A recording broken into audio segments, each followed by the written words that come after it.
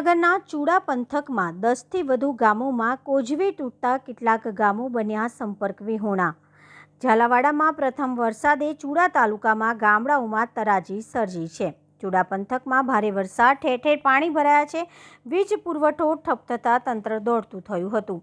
ઉપરવાસમાં ભારે વરસાદના કારણે ચૂડાનો વાસડ ડેમ ઓવરફ્લો થતાં પાણી છોડવામાં આવતા ગ્રામ્ય વિસ્તારમાં પાણી ઘૂસ્યા હોવાના અહેવાલ મળી રહ્યા છે।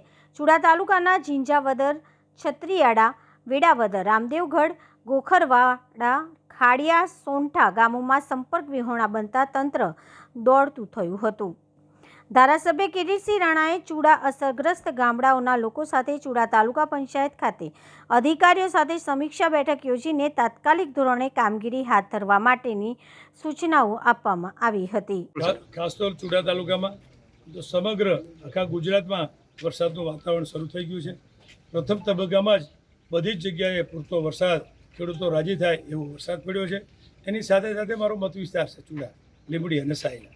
એ મત વિસ્તારમાં ચૂડા અને સાયલામાં વધારે વરસાદ છે।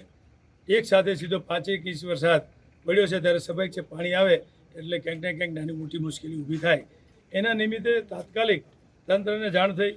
જીબીના અધિકારીઓ હાજર છે, મામલતદાર સાહેબ હાજર છે, પીએસઆઈ સાહેબ હાજર છે, ટીડીઓ શ્રી હાજર છે, અમારા તાલુકા પ્રમુખ હોય, જિલ્લા પંચાયત હોય, કારોબારી હોય, મંડળના પ્રમુખ હોય, અમારા સૌ કાર્યકર્તા અને ગામજનો। આ પંચાયત છે એટલે પંચાયતના પ્રશ્નો સ્વાભાવિક છે હોય, પણ તાત્કાલિક લાઇટની વ્યવસ્થા રાત્રે કરી દીધી। પાણી રાત્રે વધારે હતું એ માટે રાત્રે અમે જેની સાથે વાતચીત કરતા હતા, જયદીપ કે ધીમે ધીમે ઉતરશે ત્યારે આખી ગામની પરિસ્થિતિ જોઈ ફોનથી એમને પૂછ્યું રાત્રે, તો કીધું સવારે હું આવું છું। તો સવારે આવ્યા પછી પાણી ઘણું બધું ઓસરી એટલે કે ઓછું થઈ ગયું હતું, પણ તંત્ર સાથે બેઠક કરી ત્યારે તંત્ર સાથે જીબીના પ્રશ્નો હતા। નાની મોટી દિવાલ ના હોય, ક્યાંક પાણી આવ્યું હોય એટલે તોડ્યું હોય, સિંચાઈનો અમારા બાજુમાં ઝીંઝાવદર ગામ છે ત્યાં ડેમ છે એ તૂટ્યો છે તો એનું પણ અમે તંત્રને સિંચાઈને જાણ કરી છે। સિંચાઈ ચેરમેનને પણ સાથે ફોન ઉપર મેં વાત કરી છે। ડીડીઓ સાહેબ અને કલેક્ટર સાહેબ પણ મારા વિસ્તારના આખા જિલ્લા માટે પૂછતા હશે, પણ મને પણ કીધું કે કિરીટસિંહ તમારા વિસ્તારમાં કોઈ હોય તો એવી જાણકારી અમને કોઈ આપજો તો અમે તંત્રને કહી શકીએ, પણ એ કહેવાની જરૂર ન પડી।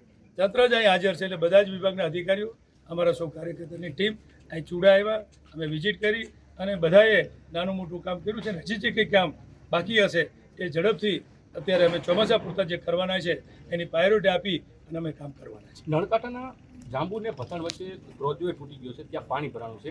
7 ગામો હાલ સંપર્ક વિહોણા બન્યા છે એવું કહેવામાં આવ્યું છે। સાહેબ, આ બાબતે આપણે કોઈ કાર્યવાહી? મને ત્યાં અકબર છે અત્યારે ત્યાં તાલુકા પંચાયત અમારા ડેલિગેટ હતા, માજી સરપંચ પણ છે, આગેવાન છે, પણ સિયાણી અને જાંબુના જે 7 ગામનો મને પ્રશ્ન આવ્યો હતો। એક આપણો નવો સિયાણી બ્રિજ બન્યો છે, એનાથી થોડા આગળથી પંપ પાસે ત્યાં ઉપરથી પણ પાણી જતું હતું। સ્વાભાવિક છે પાણી એની જગ્યા કરી લે, અત્યારે ઓછું થઈ ગયું છે ત્યારે વાહન વ્યવહાર બંધ થઈ ગયો। એની આગળ ત્યાં તૂટી ગયો છે, ત્યાં પણ બધા લોકો કાર્યકર્તાઓ આગેવાનો ગયા હતા, ત્યાંથી મને જાણકારી મળી છે કે અહીંયા પણ વધારે નુકસાન થયું છે। તો એ ગામનો જે 7 ગામનો સંપર્ક છે એ તાત્કાલિક સંપર્ક થાય એવી વ્યવસ્થા તંત્ર અને કામગીરી કરી રહ્યા છે એવી સૂચના આપી છે।